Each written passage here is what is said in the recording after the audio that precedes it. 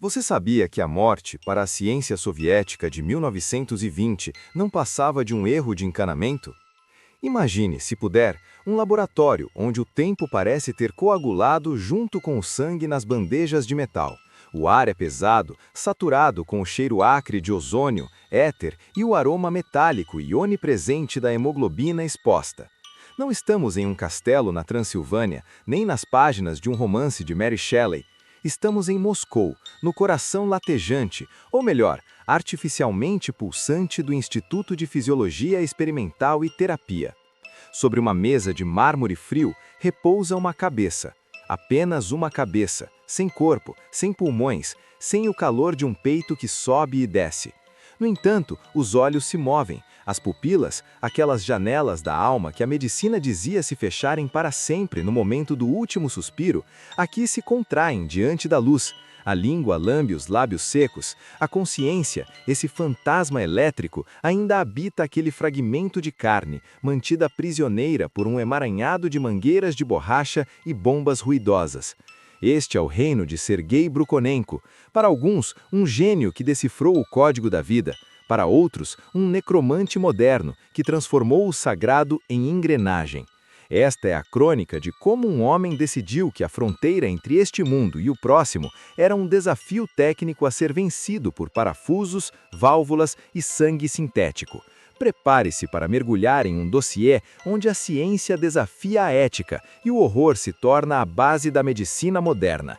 O caderno de notas de um médico de guerra. A gênese na lama e no aço. Nascido em 30 de abril de 1990 em Kozlov, Brukhonenko não carregava os traços de um vilão de folhetim. Ele era, em essência, um homem do novo século, um século que acreditava que a eletricidade e o vapor poderiam curar todas as mazelas humanas. Desde a infância, suas mãos não buscavam brinquedos, mas ferramentas. Ele construía máquinas do nada, desmontava relógios para entender a anatomia do tempo e remontava pequenos motores com uma precisão que beirava o obsessivo. Sua mente funcionava como a de Sherlock Holmes. Cada detalhe era uma pista, cada efeito tinha uma causa biológica rastreável. Quando ingressou na medicina em Moscou, ele não via pacientes como seres espirituais, mas sim como sistemas hidráulicos complexos. Mas a academia, com seus livros empoeirados e teorias conservadoras, logo seria substituída por uma escola muito mais brutal, a Primeira Guerra Mundial. O inferno como laboratório. Brukhonenko é enviado à linha de frente como médico de infantaria. Imagine o cenário que Júlio Verne descreveria como uma distopia mecânica, o som constante das granadas, o cheiro de enxofre e a visão de milhares de corpos jovens sendo dilacerados. Ali, entre os gritos dos moribundos e o frio das trincheiras, a obsessão de Sergei tomou forma. Ele observava soldados com ferimentos no peito. O coração era atingido por um estilhaço de metal e, em segundos, uma mente brilhante, cheia de memórias e sonhos, se apagava. Era um desperdício tecnológico insuportável para ele. Por que o cérebro deveria morrer se apenas a bomba de combustível, o coração, estava danificado? A morte não é uma transição espiritual, anotava ele em seus diários manchados de lama. É um colapso mecânico. Se pudermos substituir a peça defeituosa, mesmo que temporariamente, a máquina humana pode ser reparada. Ele via a morte como uma falha de design que a engenharia poderia corrigir. Enquanto outros médicos rezavam, Brukhonenko desenhava diagramas de bombas de circulação. O nascimento do autojetor. Com o fim da guerra e o surgimento da União Soviética, Brukhonenko encontrou o solo fértil para suas ambições. O novo regime valorizava o materialismo científico acima de tudo. No Hospital Militar de Lefortovo, em 1926, ele finalmente deu a vida à sua criação mais ambiciosa, o autojetor, ou o autoinjetor. Se Dan Brown estivesse descrevendo o aparelho, ele falaria de uma estrutura que parecia saída de um ritual alquímico fundido com a Revolução Industrial. Era um emaranhado de cilindros de vidro, válvulas de retenção metálicas e pistões que imitavam o ritmo sístole-diástole. A peça central era a suramina, um anticoagulante que permitia que o sangue circulasse pela máquina sem se transformar em lodo sólido. Em 1º de novembro de 1926, o impossível foi documentado. Sergei conectou um cão clinicamente morto ao autojetor. Por 2 horas, a máquina bombeava, oxigenava e filtrava o sangue do animal. O corpo, que deveria estar rígido e frio, mantinha-se funcional. Sergei não estava apenas salvando um animal, ele estava provando que a morte cardíaca era uma ilusão técnica. A vida podia ser externalizada. A alma, se é que existia, estava sendo filtrada por tubos de borracha. O cinema do horror e a ressurreição. A estética do grotesco. Avançamos para 1940. O mundo está novamente à beira da aniquilação total, mas Sergei está focado em registrar seu triunfo final. Ele produz um documentário intitulado Experimentos na Ressurreição de Organismos. Se este filme fosse um romance de suspense, seria o capítulo que o leitor hesitaria a abrir. A narrativa cinematográfica começa de forma clínica, quase fria. Vemos corações isolados, pulmões solitários que inflam e desinflam sobre bandejas de metal conectados a mangueiras, pulsando com uma vitalidade artificial que desafia a lógica biológica. Não há corpo ao redor deles, eles são peças de reposto em um teste de estresse eterno. Mas o público não estava preparado para o que viria a seguir: o experimento da cabeça isolada. A imagem surge na tela granulada, a cabeça de um cão, separada do pescoço, fixada numa plataforma de metal. Tubos de alimentação entram por onde outrora corria o pescoço. O autojetor ruge em segundo plano, um som rítmico, quase hipnótico. O assistente de Brukhonenko aproxima-se. Ele toca o canto do olho do animal com um pincel de cerdas finas. A pálpebra pisca, o reflexo está lá. O cérebro está processando estímulos.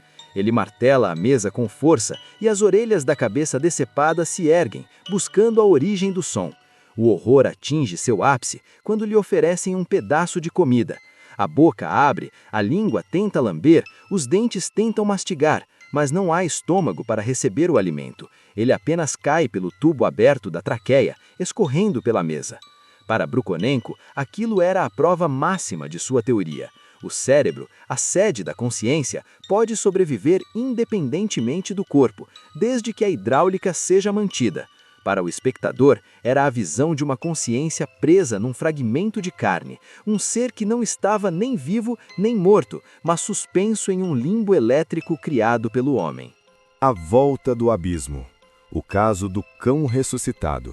O documentário então atinge seu clímax narrativo, seguindo a estrutura de uma jornada de herói, onde o herói é a própria vida retornando das trevas. Um cão perfeitamente saudável é colocado sobre a mesa de operação. Diante das câmeras, cada gota de seu sangue é drenada. O cronômetro começa a correr. 1 minuto, 5 minutos, 10 minutos. O animal está em morte clínica total. Não há batimentos, não há respiração, não há atividade cerebral detectável. O corpo começa a esfriar. É o ponto de não retorno, ou assim acreditávamos. Brukhonenko aciona o auto-ejector. O sangue, previamente oxigenado e tratado, começa a fluir de volta para as veias vazias. No início, nada acontece. O silêncio no laboratório é interrompido apenas pelo som mecânico da bomba. Então um espasmo. Um músculo da pata se contrai. O tórax sobe em uma inspiração súbita e violenta, como se o animal estivesse emergindo de um oceano profundo. Alguns minutos depois, o cão abre os olhos. Ele está confuso, mas vivo. Dias depois, o filme o mostra correndo em um jardim, abanando a cauda, como se nunca tivesse visitado o território de Hades. Sergei havia feito o que os deuses antigos proibiam. Ele buscou uma alma no submundo e a trouxe de volta usando apenas válvulas e pressão. O crepúsculo do Prometeu soviético. A interrupção de Marte. Como em um épico trágico, o sucesso de Brukhonenko foi interrompido por forças maiores que a ciência. A Segunda Guerra Mundial atingiu a União Soviética com a força de um furacão de aço. As prioridades mudaram. O financiamento para experimentos de ressurreição evaporou, pois o Estado precisava de formas de causar a morte, não de revertê-la. Brukhonenko, o homem que sonhava em criar hospitais onde ninguém jamais morreria, viu-se novamente em um mundo focado na destruição. Seu laboratório foi desmontado, seus assistentes dispersos e sua tecnologia, embora revolucionária, foi deixada para acumular poeira nos arquivos secretos do Kremlin. O declínio e o esquecimento. Na década de 1950, quando a poeira da guerra finalmente baixou, o cenário científico havia mudado. O Ocidente, impulsionado pelo capitalismo e pela tecnologia de pós-guerra, começou a desenvolver seus próprios sistemas de circulação extracorpórea. Os dispositivos americanos e europeus eram mais limpos, menores e utilizavam plásticos modernos em vez do vidro e da borracha pesada de Sergei. Brukhonenko tentou retomar suas pesquisas, mas ele agora era uma relíquia. O governo soviético, embora o respeitasse, via seus métodos como viscerais demais para a nova era da medicina elegante. Ele faleceu em 1960, um homem que viveu entre dois mundos, o mundo da medicina rústica de guerra e o mundo da biotecnologia avançada. O legado. O fantasma nas salas de cirurgia. Se Sherlock Holmes analisasse o impacto de Brukhonenko hoje, ele chegaria a uma conclusão inescapável. A medicina moderna é filha do horror soviético. Muitos o chamaram de cientista louco, um rótulo fácil para quem não quer encarar a crueza da descoberta. Entretanto, sem o auto-ejector e a coragem ou moulousia de Sergei em desafiar a finitude, a cirurgia cardíaca moderna simplesmente não existiria. Circulação extracorpórea. Toda vez que um cirurgião para o coração de um paciente para realizar uma ponte de safena, ele está usando os princípios fundamentais estabelecidos por Brukhonenko em 1926. Transplantes de órgãos. A capacidade de manter órgãos vivos fora do corpo para transporte é uma evolução direta dos corações isolados que Sergei mantinha pulsando em Moscou. Hematologia. Seus estudos sobre anticoagulantes e transfusões massivas pavimentaram o caminho para salvar milhões de vítimas de trauma. Sergei não era um vilão de Dan Brown buscando a imortalidade para fins nefastos, nem um personagem de Verne em busca de aventuras fantásticas.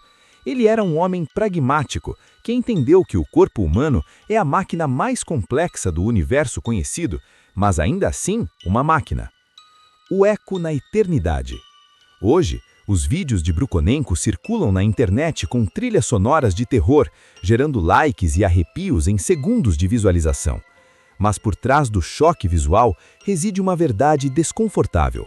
Nós vivemos em uma era em que a morte se tornou, em muitos casos, opcional por algum tempo. Nós pausamos a vida, consertamos a engrenagem e apertamos o play novamente. A linha que Brukhonenko desafiou não era apenas biológica, era existencial. Ele forçou-nos a perguntar o que nos define.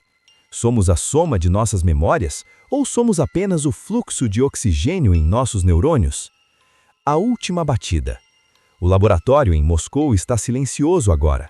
O auto-ejector original repousa em um museu, uma massa de metal e vidro que parece inofensiva sob as luzes da exposição. Mas se você encostar o ouvido no vidro, talvez ainda consiga ouvir o eco ritmado daquela primeira bomba de 1926. Sergei Brukhonenko nos legou um legado que é ao mesmo tempo nossa maior salvação e nosso melhor fogo. Ele provou que a morte não tem o poder absoluto que pensávamos, ela é apenas uma interrupção técnica. Mas a pergunta que permanece, pairando no ar, como o cheiro de ozônio de seu antigo laboratório, é esta. Se a ciência pode manter a carne funcionando para sempre através do aço e do vidro, onde exatamente termina o homem e começa a engrenagem? Dormir é uma função biológica. Acordar, graças a Sergei, tornou-se uma questão de engenharia. A verdadeira questão não é se podemos voltar do abismo, mas sim o que trouxemos dali quando a máquina nos puxou de volta.